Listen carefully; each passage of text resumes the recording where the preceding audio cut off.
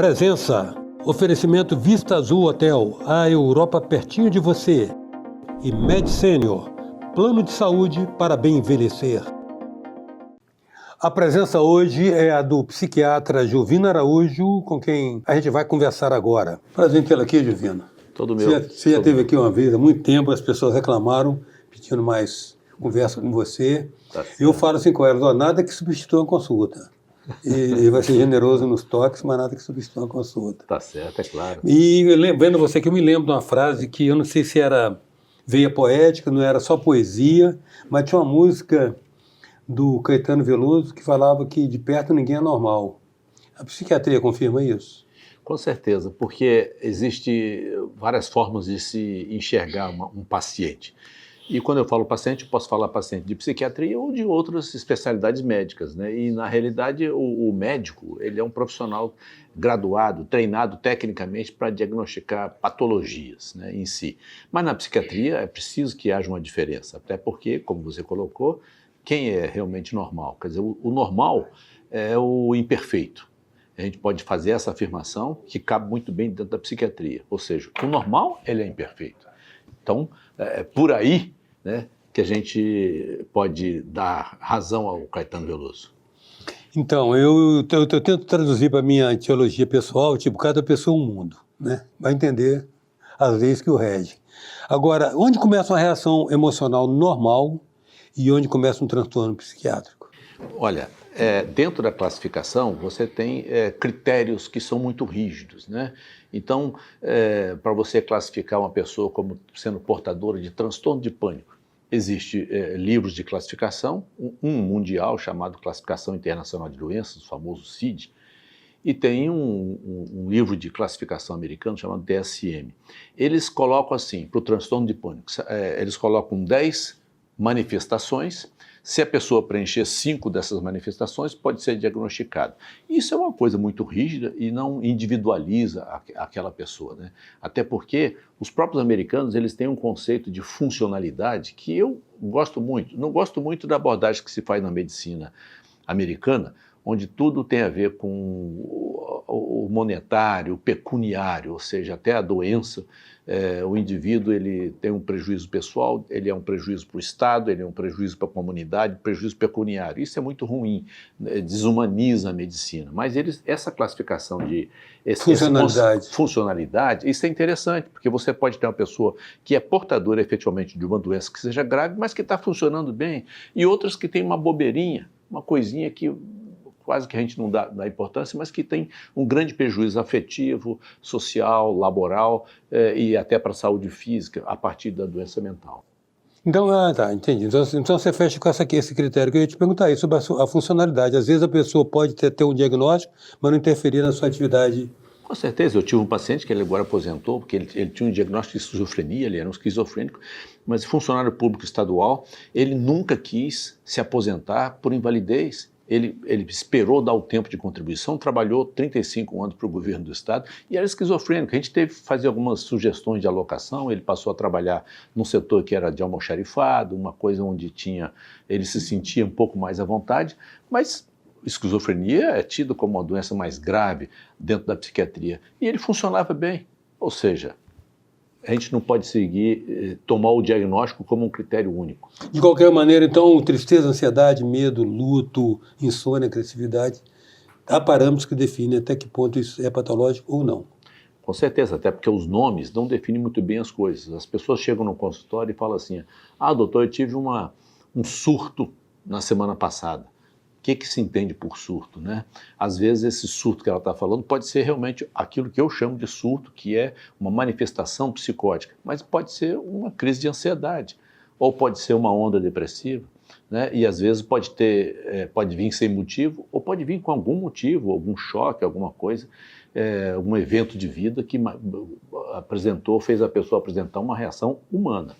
E isolada, contida naquela reação. Que não tem a ver com especificamente nenhuma doença. Você acha que hoje tem uma tendência a medicalizar comportamentos que antes seriam considerados... Com certeza, nós temos alguns exemplos, né, que são coisas da modernidade, digamos assim, ou da pós-modernidade, se a gente for utilizar como base a nova sociologia pós-moderna, né?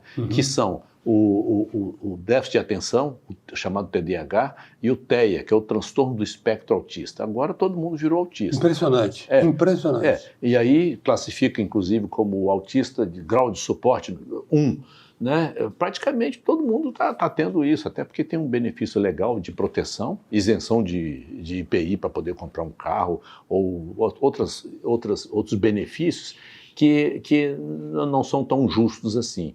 E até porque o diagnóstico é feito a partir de uma testagem que não sei se é tão legítima para poder classificar uma pessoa assim. E pessoas que estão funcionando, ou seja, hoje eu atendi uma pessoa que trabalha há 18 anos num órgão público, um funcionário exemplar, e que ele falou assim, não, eu fui num profissional, me submeti a um teste e meu diagnóstico é de transtorno do espectro autista, grau de suporte 1. Eu não fiz, eu desconsiderei, eu tentei desmontar aquela ideia, porque essa classificação ela não ajuda em absolutamente nada, assim como um transtorno de déficit de atenção também. Isso é claro que gera uma grande demanda que pode atender interesses que não são especificamente dos indivíduos, mas talvez interesses comerciais, por exemplo, porque para cada doença que se inventa, tem um remédio que... TDAH, né? Hiperatividade, né? Sim. Atenção, hiperatividade. Bom, aí se traz uma outra coisa que virou meio assim, entrou para o folclore como teoria da conspiração, né? Os desígnios da Big Pharma. Você acha que eles estão presentes? Sempre estiveram. E o jogo é muito pesado, né? Porque você vê que às vezes há uma sintetização de substâncias que promovem lucros enormes, né?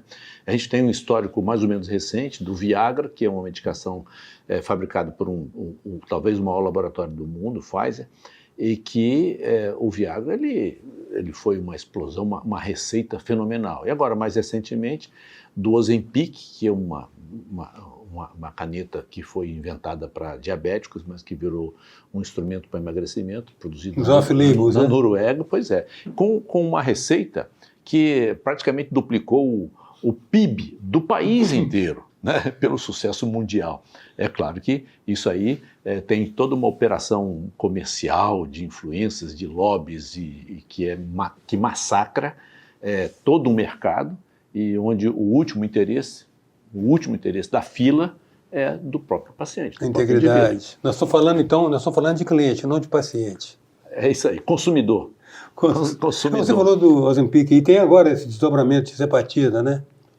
O Mounjaro. Sim, que aí sonho de consumo de muita gente. Uma medicação de sucesso, ela gera novas pesquisas que tem uma certa garantia de que vai haver uma resposta comercial a partir da pesquisa. Né? Agora, Divino, um diagnóstico psiquiátrico é uma sentença ou uma interpretação que pode variar com o tempo?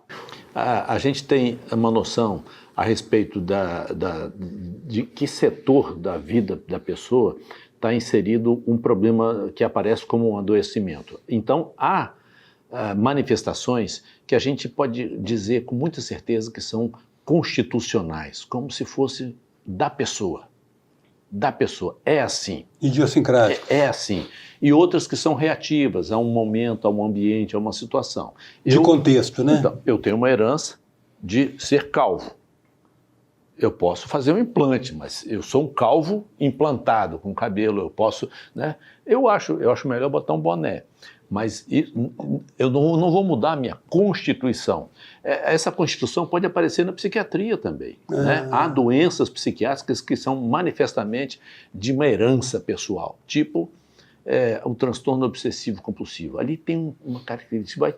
Você sabe que tem um chamado heredodiagnóstico, né? A herança, o pai ou a mãe, ou os irmãos, ou os tios, está tudo ali. É aquela linhagem que está ali, que é uma herança importante. Outras manifestações, por exemplo, algumas estruturas de ansiedade, o transtorno de pânico, as fobias, é uma coisa um pouco mais ambiental, tem a ver com a forma com que a pessoa estilo de vida, o estilo, o ambiente, a criação, uma influência desse tipo. Nós sabemos que as duas coisas são importantes, são relevantes para o surgimento das patologias, assim como também para os tratamentos, né?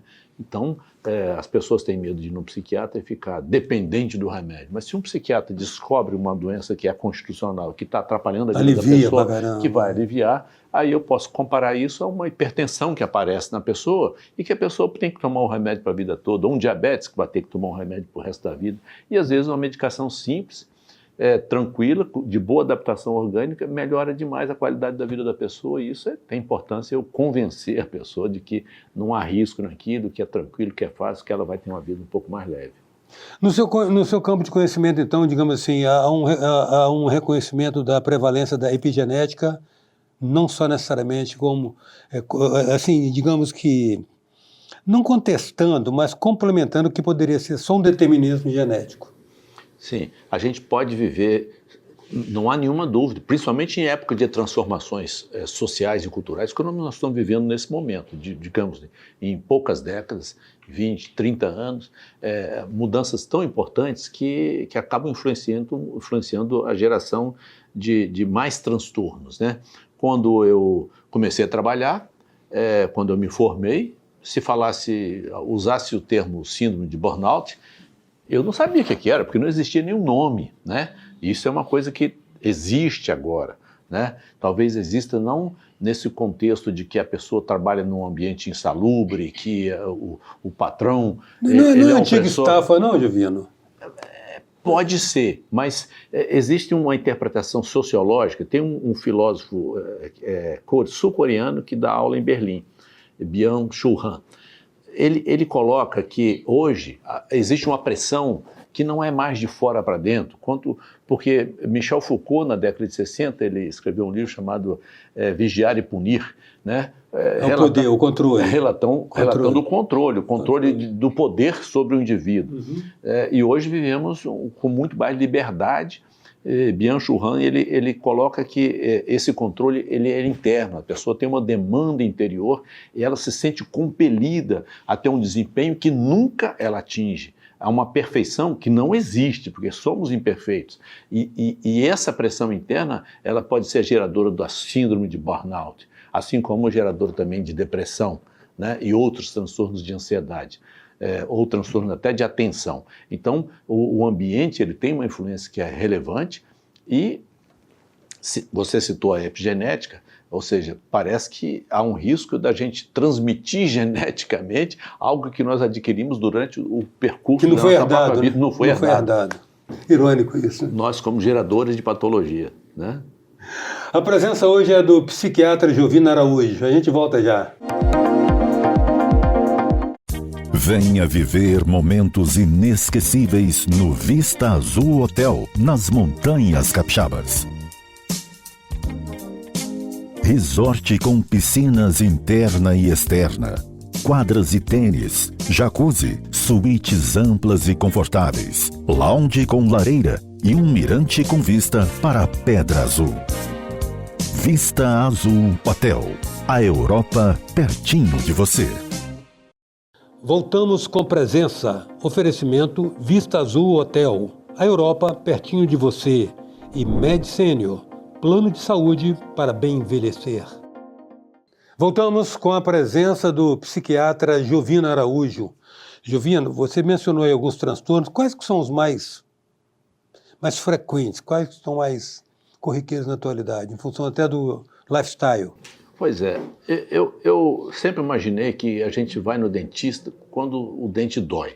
Claro, isso está mudando um pouco, a gente vai preventivamente e tudo, mas se o dente doente, vai no dentista, né? E no psiquiatra também a gente vai quando dói, né? E o que é a dor, né? A dor, a dor emocional é aquilo que está tendo uma interferência que é percebido intimamente, subjetivamente, como um incômodo que está sendo intolerável. Isso pode aparecer, então, como um transtorno do sono, um transtorno alimentar, uma dificuldade de trabalhar para o trabalho, relações afetivas e tudo. Então, a ansiedade alta é o grande, digamos assim, é como se fosse a dor de dente para o dentista. É o que leva mais a pessoa ao seu consultório. O deprimido, a gente poderia comparar que a depressão, a angústia, ela poderia também ser essa motivação.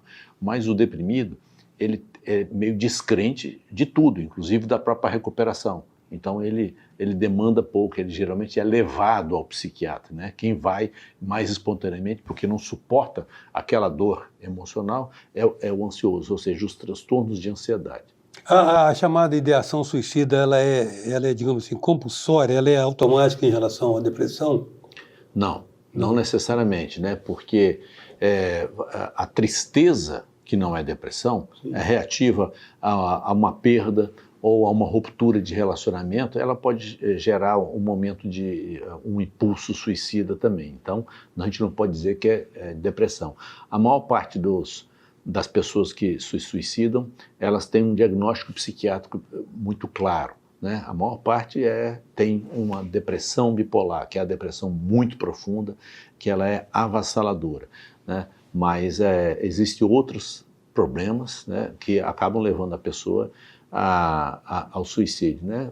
Uso de substâncias, outros conflitos, coisas desse tipo assim, né? Fracasso às vezes. Questionamento do sistema de valores pessoais.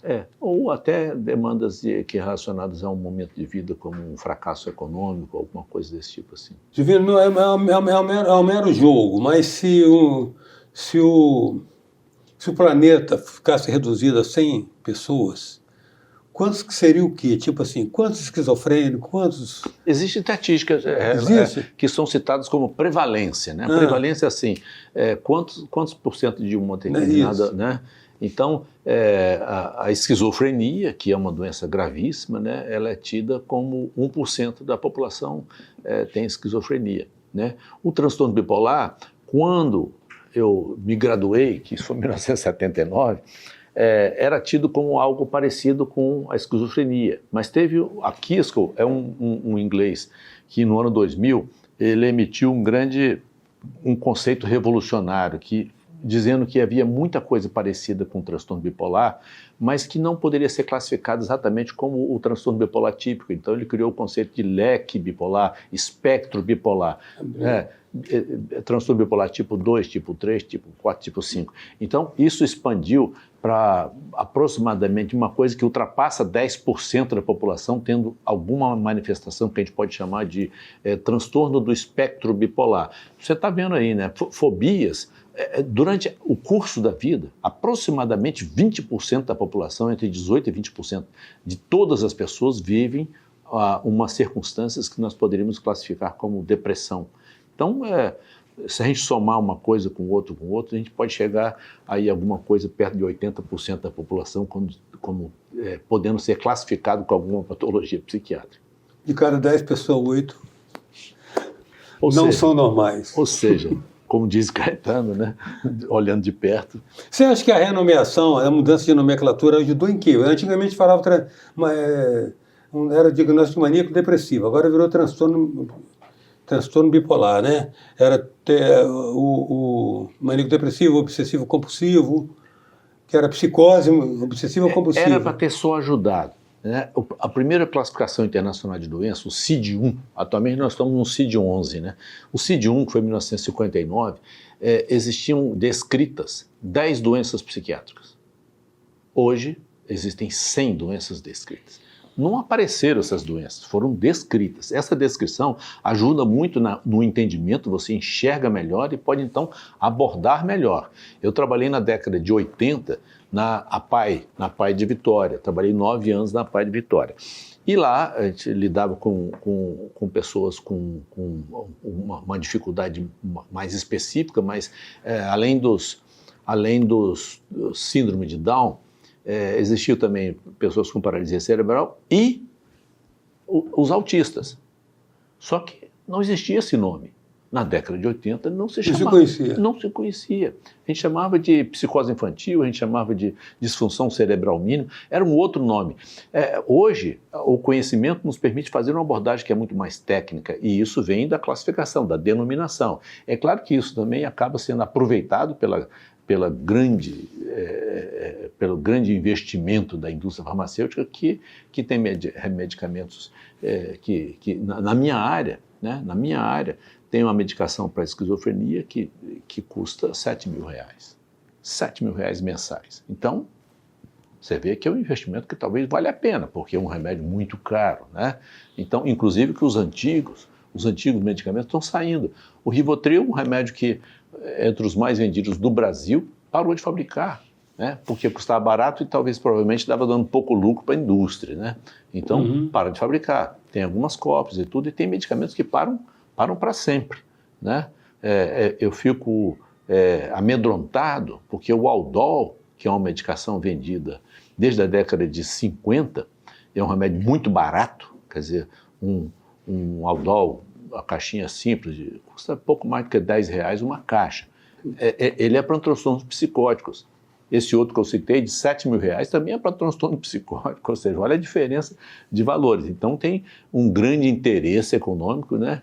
E o interesse econômico, ele rege, não sei se rege tudo, né? Porque talvez tenha alguém que consiga se libertar disso, mas é uma grande influência sobre a medicina, da maneira geral, na psiquiatria também existe isso. Vem cá, e algum desses distúrbios, o transtorno que a gente está mencionando aqui, algum deles tem remissão completa? Tem. Aqueles que eu citei como constitucionais, aqueles que têm uma herança genética forte, você não muda, né? Lá na minha terra, na sua também, se diz que pau que nasce torto não tem jeito, morre torto, né? Mas as patologias que têm uma geração muito ambiental, elas têm uma cura, sim. Com certeza tem. Os transtornos de ansiedade, o transtorno de pânico. Ou seja, se conseguir sustar as causas. Exatamente, né? E outros, com o uso da medicação, têm uma remissão total, exigindo a manutenção da medicação. Sim. Né? Aí eu não sei se a gente pode falar de cura, mas uma remissão total, que é uma meta médica, né? Você deixar a pessoa sem sintomas e a pessoa habilitada para tocar sua vida, isso é uma meta super importante. É interessante mesmo. A questão aí volta àquele conceito que você nos trouxe da funcionalidade, né? A pessoa toca a vida e convive com aquilo. Que situações, Juvino, você diria que justificam ou exigem uma internação psiquiátrica? Salvar vidas. Basicamente salvar vidas. Não a vida só da pessoa que é internada, né? Mas existem a situação de internação que já foi feita de uma maneira muito indiscriminada e sem uma regra. Passou a ter, inclusive, uma regra legal, porque existe uma lei uma lei da regulação psiquiátrica no Brasil, a chamada Lei Paulo Delgado, que é de 2001, onde existe o critério que está estabelecido em lei, que eu concordo plenamente, né? A pessoa precisa ser internada quando ela tem risco à própria integridade ou integridade de terceiros. Isso é grave e gera um dilema ético, porque muitas vezes a pessoa é internada sem o seu próprio consentimento, com consentimento de um médico e de um familiar responsável. Os dois assinam um documento, existe a regulação, essa pessoa internada sem o próprio conhecimento, ela tem que ser informada no prazo de 72 horas ao Ministério Público, justificando por que ela está sendo internada. Mas, geralmente, essa internação involuntária, ela pode salvar vidas, né? Por exemplo, um risco alto de suicídio. A pessoa está lúcida, ela está consciente, mas ela foi classificada como de alto risco para suicídio. Ela já tentou suicídio ou ela tem o plano, ela tem os meios e ela tem a patologia que facilitaria ela cometer o suicídio. Ela tem uma indicação para internar e essa internação, por poucos dias, pode reduzir muito o risco dela suicidar. Então, a internação pode salvar vidas. Em outras circunstâncias também, por exemplo, em surtos psicóticos, onde há um risco de perda da integridade pessoal, às vezes pelo comportamento, às vezes por uma autoagressão, ou também porque a pessoa pode tomar decisões, por exemplo, né, uma crise maníaca do transtorno bipolar, a pessoa pode fazer gastos que vão comprometer a vida dela durante muito tempo. Então, a pessoa é internada, se estabiliza, se medica depois de pouco tempo, e isso a lei prevê. As internações psiquiátricas precisam ter esse caráter de urgência e por pouco tempo. Eu, particularmente, sou contra a chamada internação prolongada, quando se fala para dependente químico ficar internado muito tempo, e as famílias demandam isso, porque o dependente químico grave, ele causa um transtorno familiar, né? Então eu estou cansado de ver pessoas que ficam 6 meses internadas, porque é dependente de cocaína, e no dia que recebe alta, no dia, às vezes antes de chegar em casa, já usou a cocaína de novo. Ou seja, essa internação longa não serve. Divino, sempre uma alegria ter você aqui para poder oferecer esse tipo de esclarecimento, porque tudo bem, né? Hoje as fontes de informação são muitas, mas nem sempre tão acessíveis e disponíveis. Quero iniciar te perguntando o seguinte, qual o maior mito da doença mental que a ciência se derrubou? Ou que precisa derrubar. Eu diria isso porque existe até um termo criado recentemente pela Associação Brasileira de Psiquiatria chamada psicofobia, né? Ou seja, nós vivemos uma sociedade na qual temos muitos males, né? Mas a ideia de supremacia, ela é muito grave, né? A supremacia do homem sobre a mulher, do branco sobre o negro, do hétero sobre o gay e por aí vai. E a supremacia do suposto sadio em relação ao normal, em relação ao doente psiquiátrico, né? Esse é um mito que está sendo derrubado e precisaria de caminhar um pouco mais, né? Afinal de contas, qual é o nosso valor, né? O nosso valor vem de quê, né? Uma pessoa que está amputada tem menos valor de uma que não está amputada, né? Um calvo tem menos valor do que um cabeludo, né? E um doente mental tem menos valor do que uma pessoa que não tem um diagnóstico de doença mental, né? Eu acho até que existe alguma patologia, que nem sei se é uma patologia gravíssima, que eu não acho que sejam pessoas iguais, né? Que seriam os psicopatas, né? Os psicopatas são risco à própria humanidade, digamos assim, mas as outras doenças psiquiátricas não podem ser consideradas como um desvalor para nenhuma pessoa. Uma suspeita que eu tenho que talvez isso nunca vai ser encontrado na dimensão da ciência, mas talvez na dimensão da espiritualidade. Quero te agradecer muito, Jovino, sua presença aqui. É sempre agradável estar aqui. Espero tê-lo de novo em outros momentos. A presença do psiquiatra Jovino Araújo, por tudo que ele nos mostrou. Até já.